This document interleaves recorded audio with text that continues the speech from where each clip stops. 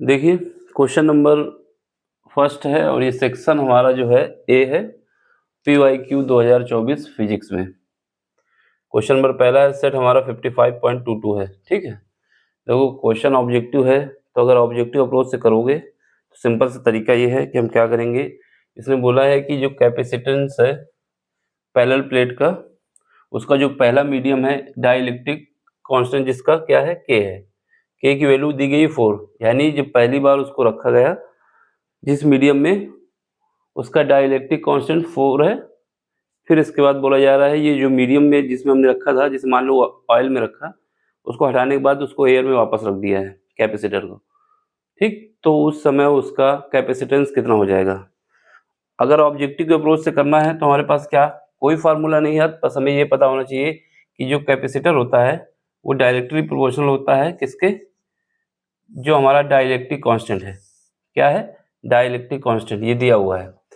अगर किसी मीडियम की बात करें, किसी मीडियम का, तो डाइलेक्ट्रिक कांस्टेंट कितना दिया हुआ है 4। कौन सा मीडियम है ये नहीं बताया गया, लेकिन उसका डाइलेक्ट्रिक कांस्टेंट दिया गया है, ये हम मान लेते हैं K1 है। फिर उसके बाद उस मीडियम को हटा दिया गया है। अगर हटाने के बाद कहीं पर भी रखा गया है तो हम हमेशा मानेंगे कि एयर में रखा गया है। अगर मेंशन नहीं करता कि इसमें रखा गया है तो ये होता है कि वो जो मीडियम से हटाया गया है उसको एयर में रख दिया गया है, ठीक है।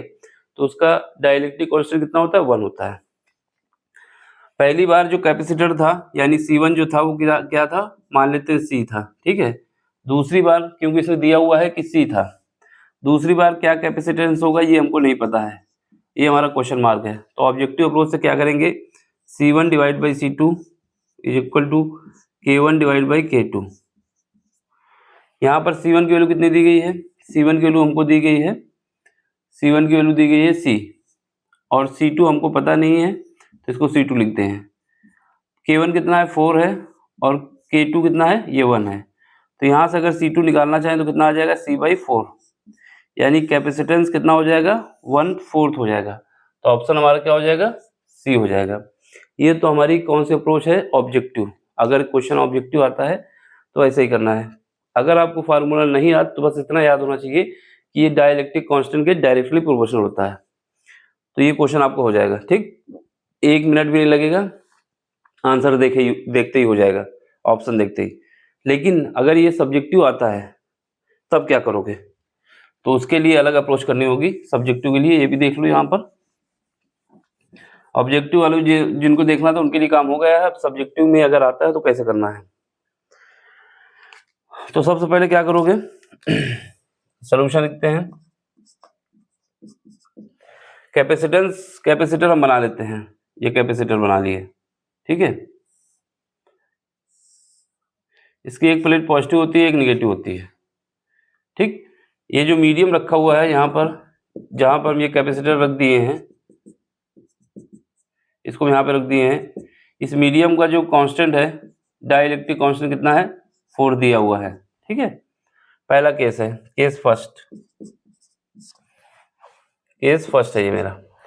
तो हमारे पास जो कैपेसिटेंस का फार्मूला होता है, क्या होता है, कैपेसिटेंस इज इक्वल टू होता है एप्सिलॉन नॉट, और इस कैपेसिटर का एरिया डिवाइड बाई डी।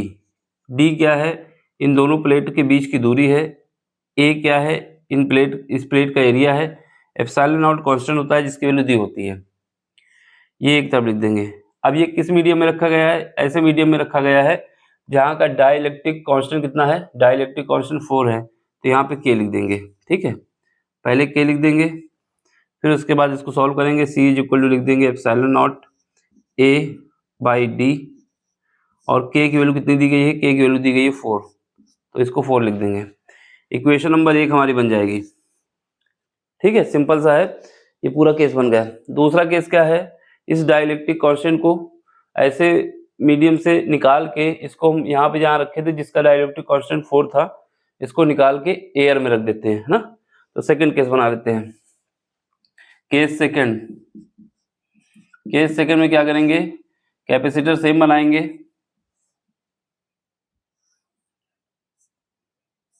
ये हमारा प्लस हो जाएगा, ये माइनस हो जाएगा, कोई एक प्लस एक माइनस करना होता है। ये एयर में रख दिया जाता है, एयर में। अब एयर में रखा जाएगा तो यहाँ का डाइलेक्ट्रिक कांस्टेंट 1 हो जाएगा, ठीक है। तो अब क्या करेंगे, अब यहाँ पर भी फार्मूला लगाएंगे।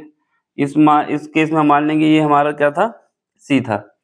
अब इस केस में हम सी डैश मान लेते हैं, है ना, कुछ अलग मान लेते हैं। C dash is equal to epsilon naught, क्योंकि ये कांस्टेंट है, इसकी वैल्यू चेंज होने वाली नहीं है। ए हमारा एरिया है, एरिया भी चेंज नहीं होगा, क्योंकि जो कैपेसिटर पहले यहाँ रखा गया था वही कैपेसिटर यहाँ रखा गया है।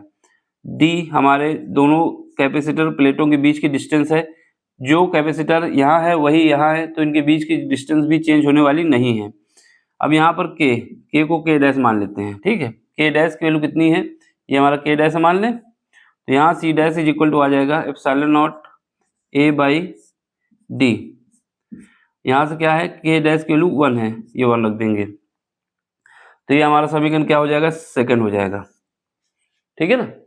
अब इसके बाद क्या करना है, हमें epsilon naught A by D इसकी वैल्यू निकालनी है समीकरण 1 से, यानी इक्वेशन नंबर 1 से। ये इक्वेशन सेकंड है, ये इक्वेशन फर्स्ट है। तो यहाँ से हम क्या करते हैं, इससे इक्वेशन फर्स्ट से epsilon naught A by D की वैल्यू निकाल लेते हैं। तो लिखेंगे इक्वेशन फर्स्ट से क्या करते हैं, epsilon naught A by D की वैल्यू निकाल लेते हैं, कितनी आ जाएगी, c/4 आ जाएगी, ठीक है। ये c/4 आई है, ये एप्सिलॉन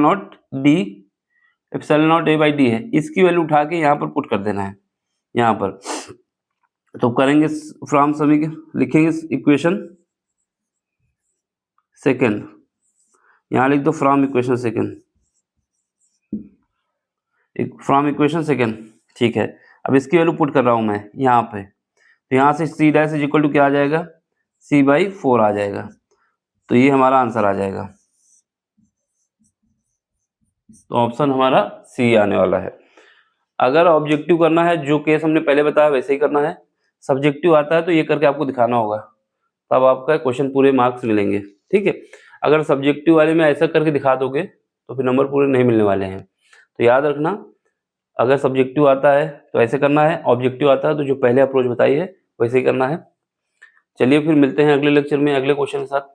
समझ में आया हो तो लाइक करें, शेयर करें और सब्सक्राइब करें और अपना सपोर्ट दें, ठीक। बस बाय, टेक केयर।